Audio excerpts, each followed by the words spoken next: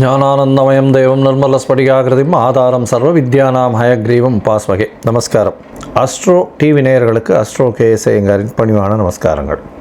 வார பலன் 8/7/2024 14/7/2024 வரை உண்டான வாரத்திற்கு என்னென்ன பலன் அப்படின்றத பார்ப்போம். முதல்ல இந்த வாரத்தில் இருக்கக்கூடிய கோல்சாரம் என்ன அப்படின்றத பார்த்துருவோம். அதற்கு பிறகு இந்த வாரத்தில் வரக்கூடிய விசேஷ நாட்கள் என்ன அப்படின்றத பார்ப்போம். அதற்கு பிறகு இந்த வாரத்தில் எந்தெந்த ராசிக்காரர்களுக்கு சந்திராஷ்டம், அதற்கு என்ன எளிய பரிகாரம் அப்படின்றதையும் வரிசைப்படுத்தி பார்க்கலாம். இந்த வாரத்தினுடைய கோல்சாரம்னு பார்த்தோம்னா, மேஷ ராசி, அதாவது காலபுருஷ தத்துவத்தின் முதல் ராசியில் செவ்வாய், ரிஷபத்தில் குரு, மிதுனத்தில் சூரியன், கடகத்தில் புதன் சுக்கிரன், கன்னியில் கேது, கும்பத்தில் சனி பகவான் வக்ரகதியில் இருக்கார், மீனத்தில் ராகு. செவ்வாய் 11/7/2024 அன்னைக்கு மேஷத்திலிருந்து ரிஷபத்துக்கு போகிறார்.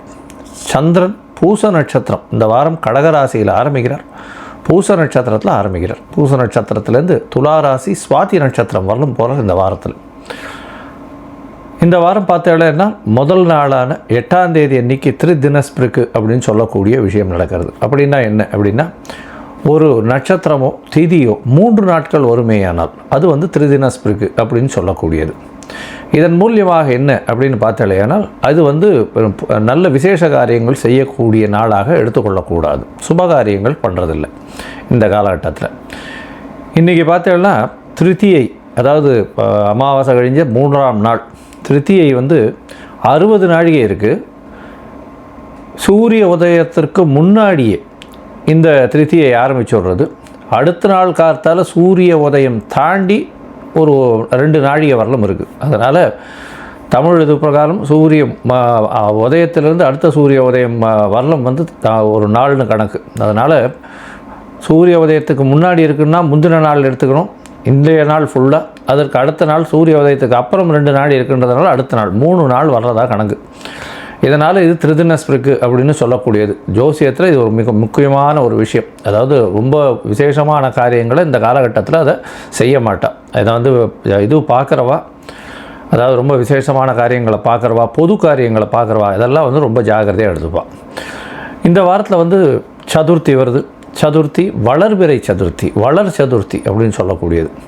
இந்த வளர் சதுர்த்தி என்ன விசேஷம் அப்படின்னா, நம்மளுக்கு என்ன வளமை வேணும், என்னென்ன விஷயங்கள் வேணும் அப்படின்றத விநாயகர் பெருமான்கிட்ட போய் வேண்டிட்டு வந்தோமே ஆனால், ஒரு 9 பிரதட்சணம் பண்ணி 9 தோப்புக்கரணம் போட்டு ஒரு தேங்காயை உடைச்சிட்டு வந்தோமே ஆனால் நம்மளுக்கு உண்டான எல்லா விஷயங்களும் நம்ம கேட்ட வரங்கள் அனைத்தும் கிடைக்கும். வர சதுர்த்தி வளர்பிறையில் வரக்கூடியது, அதனால் வர சதுர்த்தி அப்படின்னு சொல்லக்கூடியது.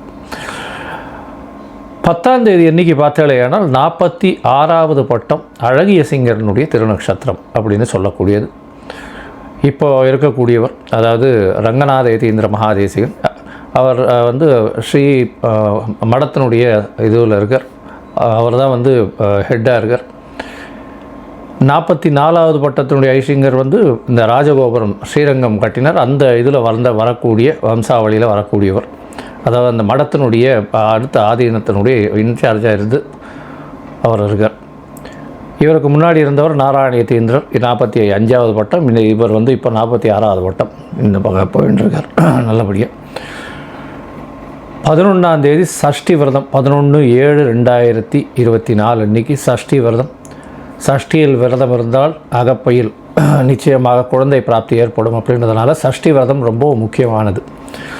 இந்த வாரத்தில் பார்த்தாலேயானால் ஆணி திருமஞ்சனம் வருது. 12ஆம் தேதி அன்றைக்கி மிகவும் விசேஷம். நடராஜ பெருமானுக்கு திருமஞ்சனம் ஒரு வருஷத்தில் 4லேருந்து 5 தரம் தான் வரும். திருவெண்காடில் நடக்கும் ஆணி திருமஞ்சனம் மிகவும் விசேஷம். அது நடராஜருக்கு மிகவும் ஏற்ற ஒரு விசேஷமான விஷயம். அதனால் ஆணி திருமஞ்சனம் ரொம்பவும் விசேஷமாக சொல்லக்கூடியது. இந்த வாரம் பார்த்தாலேயானால் சந்திராஷ்டமம் பெறும் ராசிகள் அப்படின்னு பார்க்கும்போது தனுசு, மகரம், கும்பம், மீனம் 4 ராசிகளுக்கு சந்திராஷ்டம காலம் வருது. இந்த சந்திராஷ்டமம்னு சொல்ல போகும்போது பிறந்த ராசிக்கு இன்றைய கோல்சார பிரகாரம் 8ஆம் இடத்தில் சந்திர பகவான் மறைந்து இருக்கும் பொழுது, மதிகாரகன் மறைந்தால் சந்திராஷ்டமம்னு சொல்கிறோம். தவறான முடிவுகள் எடுக்கக்கூடும். அதனால் புதிய முயற்சி வேண்டாம். யாருக்கும் ஜாமீன் கையெழுத்து போடாதீங்க. பக்கத்தில் இருக்கக்கூடிய விநாயகருக்கு வந்து பாலில் வந்து உங்களால் முடிஞ்ச அளவுக்கு பால் அபிஷேகத்துக்கு கொண்டு போய் கொடுத்துட்டு வாங்க. அது வந்து ஒரு நல்ல ஒரு ஏற்றத்தையும் மாற்றத்தையும் உங்களுக்கு நிச்சயமாக தரும். சந்திராஷ்டமத்தின் தாக்கத்தை குறைக்கும். சரி, இப்போது 8/7/2024 14/7/2024 வரலும் ஒரு ராசிக்கா மேஷம் முதல் மீனம் வரை பார்க்கலாம். அதுக்கு முன்னாடி என்னுடைய மொபைல் நம்பருக்கு ஸ்க்ராலிங்கில் வரும். உங்களுக்கு அஸ்ட்ராலாஜிக்கல் கன்சல்ட் தேவைப்பட்டதுன்னா எனக்கு ஃபோன் பண்ணி உங்களுடைய date, time, place of birth கொடுங்க. உங்களுடைய நேம், பேரண்ட்ஸனுடைய நேம் கொடுங்க. உங்களுடைய ஜாதகத்தை போட்டு சந்தி இருக்கான்னு பார்த்து, நட்சத்திர சந்தி, பாத சந்தி அதெல்லாம் பார்த்துட்டு, லக்ன சந்தி இருக்கான்றதை பார்த்துட்டு, ஏன்னா பாதி பேர் பார்த்தோம்னா 40 வயசு 45 வயசுக்கு மேலே நான் வந்து மிருகசீரிஷம் அப்படின்னு நினச்சின்னு இருப்பா. மிருகசீரிஷம் மிதுன ராசின்னு நினச்சின்னு இருப்பா. பார்த்தா ரிஷப ராசியில் இருப்பா. அவள் நட்சத்திரம் இவ்வளோ நாள் 45 வயசு வரலும் இதே பெருமாளுக்கு அர்ச்சனை பண்ணிட்டு இருப்பாள் இதை வச்சுட்டு. அதனால் முதல்ல நட்சத்திர சந்தி, லக்ன சந்தி இதெல்லாம் பார்த்துட்டு, உங்களுடைய தசாபுக்தி அந்தரம் சூக்ஷ்மம் என்ன அப்படின்றதையும் பார்த்துட்டு, உங்களுக்கு இன்றைய நடக்கிற கோல்சாரம் எப்படி இருக்குன்றதை பார்த்து, உங்களுக்கு என்ன எளிய பரிகாரம், இதன் மூலியமாக எப்பொழுது ஒரு நல்ல விடிவு காலம் வரும் அப்படின்றத சொல்கிறேன். இப்போது 8/7/2024 14/7/2024 வரும் உண்டான வாரத்தில் மேஷம் முதல் மீனம் வரை உண்டான ராசிகளுக்கு ஒரு ராசியாக பலன்களை பார்க்கலாம். மகரம், உத்திராடம், திருவோணம், அவிட்டம் இந்த 3 நட்சத்திரம் 9 பாதங்களை கொண்ட ராசி. ராசியின் அதிபதி அப்படின்னு சொல்லக்கூடியவர் சனி பகவான். ராசிக்கு 2ஆம் இடத்துல வக்ரகதியில் இருக்கார். ஆண் சனி கும்பத்தில் இருக்கார். காற்று ராசின்னு சொல்லக்கூடியது. நல்ல ஒரு ஏற்றம் கிடைக்கக்கூடிய காலகட்டம். பணவரவிற்கு பஞ்சம் இருக்காது. பேச்சில் மட்டும் கொஞ்சம் ஜாகிரதையாக இருக்கிறது நல்லது. கணவன் மனைவிக்குள்ளே சற்று அந்யோன்ய குறைவு இருக்கும். பேச்சில் ஜாகிரதையாக இருக்கிறது நல்லது. குடும்பத்தில் சில பிரச்சனைகள் வந்து போகும். உங்களுடைய ராசிக்கு பார்த்தாலேனால் 3ஆம் இடத்தில் இருக்கக்கூடிய ராகு பிரம்மாண்டத்தை கொடுப்பார். பிரம்மாண்டமான ஒரு வெற்றியை கொடுக்கக்கூடிய, எல்லா விதமான முயற்சிகள்லையும் வெற்றி கொடுக்கக்கூடிய வாய்ப்புகள் உண்டு. உங்களுடைய ராசிக்கு 4ஆம் இடத்துல செவ்வாய் பகவான் ஆட்சி பெற்று போயிருக்கார். புதிய வீடு மனை வாங்கக்கூடிய பாக்கியம் உண்டு. தாயின் உடல்நிலையில் நல்ல ஒரு ஏற்றம் கிடைக்கக்கூடிய காலகட்டமாக அமையும். ராசிக்கு 5ஆம் இடத்துல குரு பகவான் உங்களுடைய ராசியை பார்க்குறதுனால உங்களுடைய உடல்நிலையில் நல்ல ஒரு ஏற்றம் கிடைக்கக்கூடிய காலகட்டமாக இந்த வாரம் அமையிறது. உடல்நிலையில் நல்ல ஒரு ஏற்றம் இருக்கும். அதை தவிர தந்தையின் உடல்நிலையில் சற்று ஏற்றம் இருக்கக்கூடிய வாய்ப்புகள் உண்டு. இருந்தாலும் 6ஆம் இடத்தில் போய் சூரிய பகவான் இருக்கிறதுனால புதிய வேலை கிடைக்கக்கூடிய, சூரிய பகவான் புதிய வேலை கிடைக்கக்கூடிய, அரசாங்க உத்தியோகம் கிடைக்கக்கூடிய காலகட்டமாக அமையும். புதிய வேலையில் உங்களுக்கு ஒரு நல்ல ஒரு ஏற்றம் இருக்கும். அரசாங்க கான்ட்ராக்ட் கிடைக்கக்கூடிய காலகட்டம் இந்த வாரம் வரும். உங்களுடைய ராசிக்கு சமசப்தமத்தில் சுக்கிரனும் புதனும் இருக்கிறது ரொம்ப விசேஷம். 6-8 அதிபதி அப்படின்னு சொல்லக்கூடியவர், 6-9 அதிபதி அப்படின்னு சொல்லக்கூடியவர் புத பகவான், 5-10 அதிபதி அப்படின்னு சொல்லக்கூடிய ஒரு மிகப்பெரிய சுபரானவர் சமசப்தமத்தில் இருக்கிறதுனால பார்ட்னர்ஷிப் பிஸ்னஸ்லாம் பெரிய ஏற்றம் கிடைக்கும்.